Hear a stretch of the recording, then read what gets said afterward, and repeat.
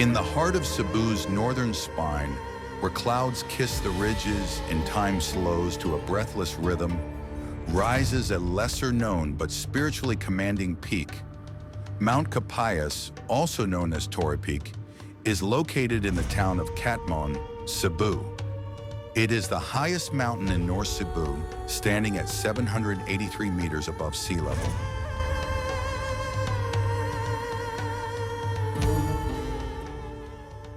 Before you can climb the mountain, you first need to secure a permit from the Katmon Municipal Hall. The permit costs only 250 pesos and is good for a group of 10 people. There's also a fee of 170 pesos per person, which includes the guide fee, environmental fee, and a certificate. Then after all that, we were required to attend an orientation before starting the hike, as it is one of the necessary requirements to be allowed to climb the mountain.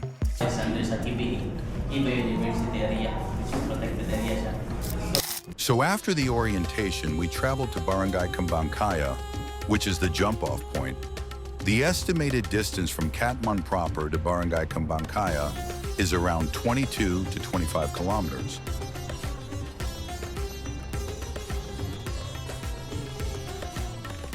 The road was generally in good condition, mostly paved, but further ahead, there's a section where the road splits into two. Each side is only wide enough for 2 car tires and just enough for 1 motorcycle to pass on each side. And you really need to be careful when maneuvering the motorcycle, because one wrong move could cause you to slip and fall off the edge. But despite all that, you won't regret it, because even on the way there, you'll already start seeing beautiful views along the road.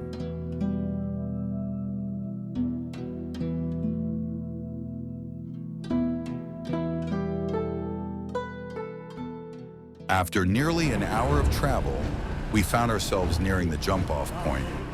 One clear indication that you're close is when the road begins to deteriorate into a rough, rocky path.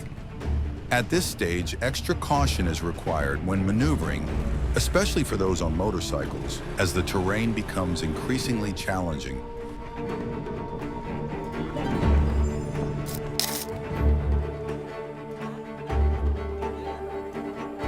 We also crossed a stream. It was shallow, but the experience was thrilling, with just a hint of nervous excitement that made it even more enjoyable.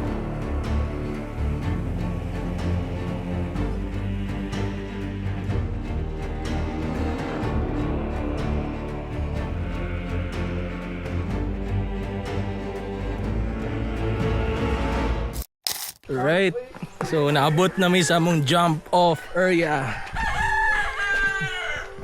So muna ang jump off area nila, Barangay Kapayas.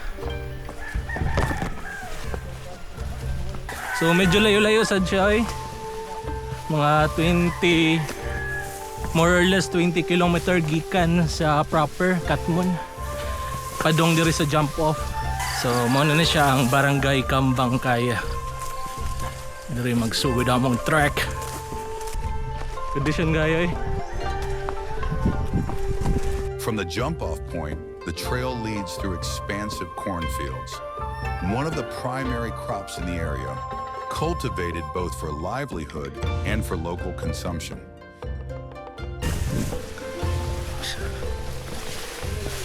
You can really tell that the mountain area is high because right at the start of the trek, you'll already see overlooking views.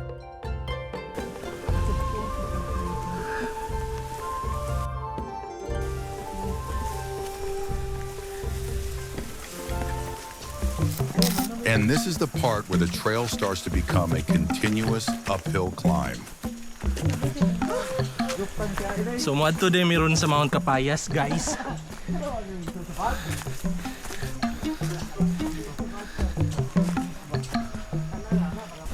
So mao daw ni siya ang highest peak or mountain diri sa North Cebu.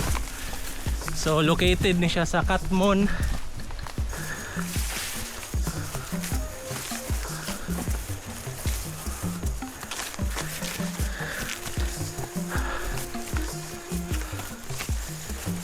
Our bodies were taken by surprise by the sudden steep incline of the trail, leaving us gasping for breath almost instantly.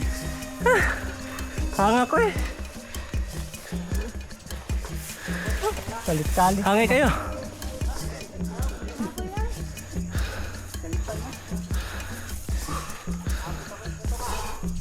Deep breath, deep breath. As usual, pinakagahig ulo sa grupo. Kini si Charles gahay do gani go. Sa kung saan na mag-ingon ani nga magsapatos kada hike na mo. Magchinlas agad siya. Kaya daw ibaligyan ni Bustoyo yang kan. Yan janilas. Ay saka daw niya mga tapo.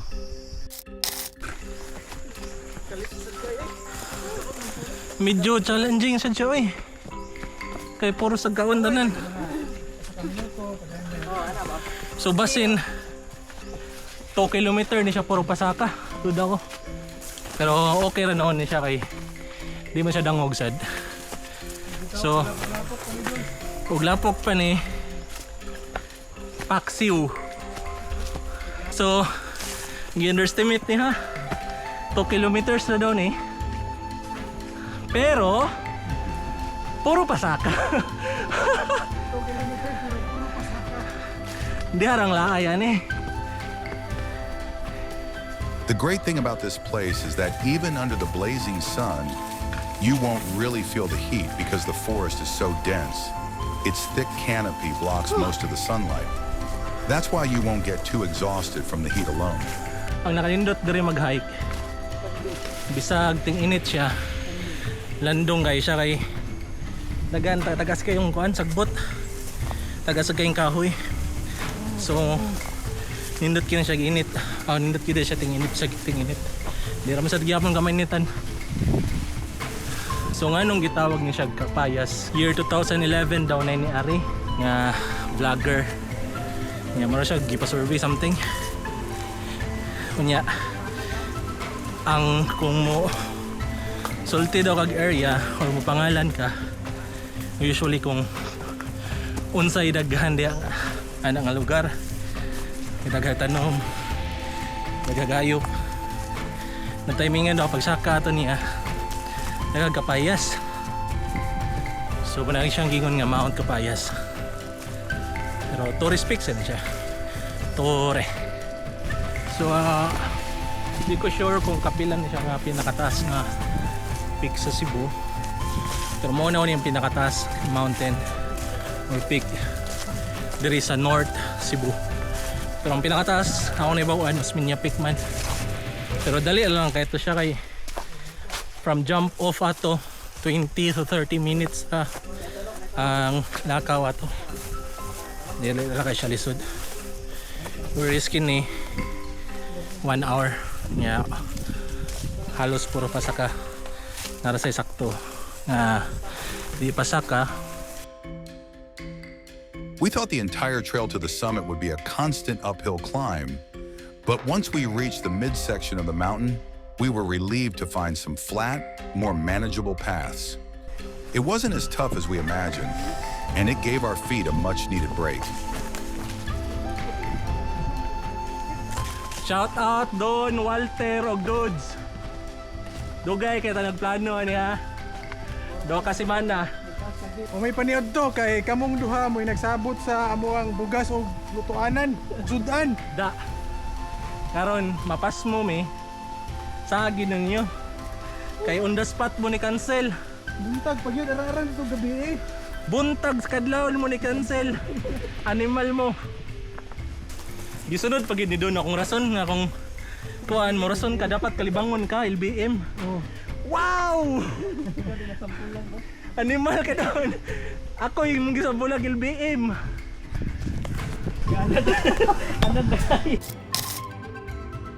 After about 40 minutes of hiking, we reached the base of Mount Kapayas, where we were greeted by impressive rock formations. We took a few photos to capture the moment and preserve the memories of our adventure.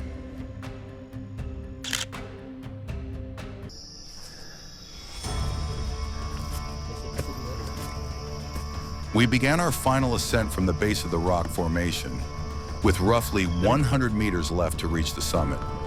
Caution is a must at this point, as the rocks are quite sharp.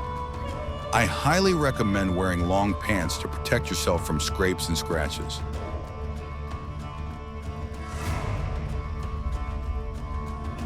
And make sure to use both hands when gripping the rocks, because it can be dangerous. One wrong move and a fall could have serious consequences. Dito. Shh. Dito kung bato pre. Lagi. This section is known as the Kiss the Wall, named after the similar narrow cliffside path found on Mount Gidding.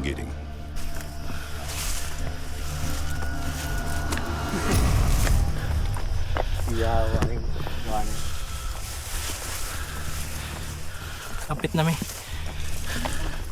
Doon lang kayo mi.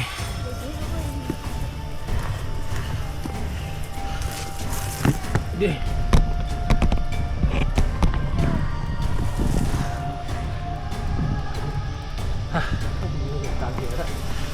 This isn't the summit yet, but from this spot, the view is already breathtaking.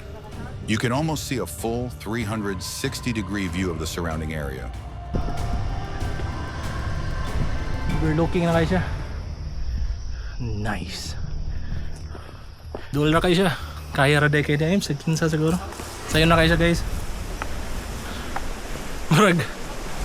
Mas kapoy pa siguro Mount Mago siguro. So maunan siya. Kapit na. Taon ng tanawan ng Mount Kapayas be. Kami ko na ba nikat-kat na ko.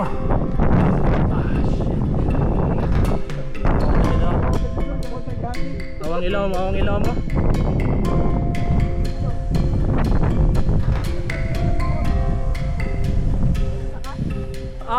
Woo!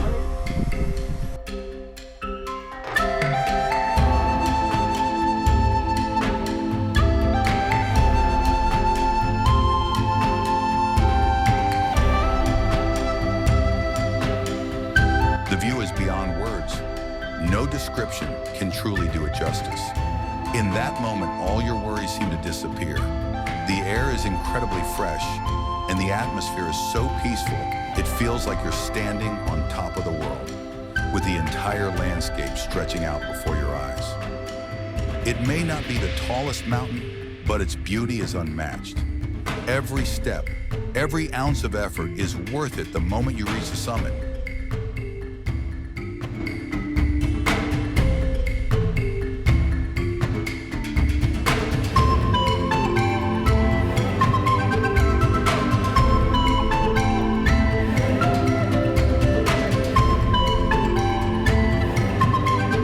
This isn't just about climbing a mountain. It's a story of friendship, a shared experience that will stay with us forever. Thank you for watching. See you on the next one.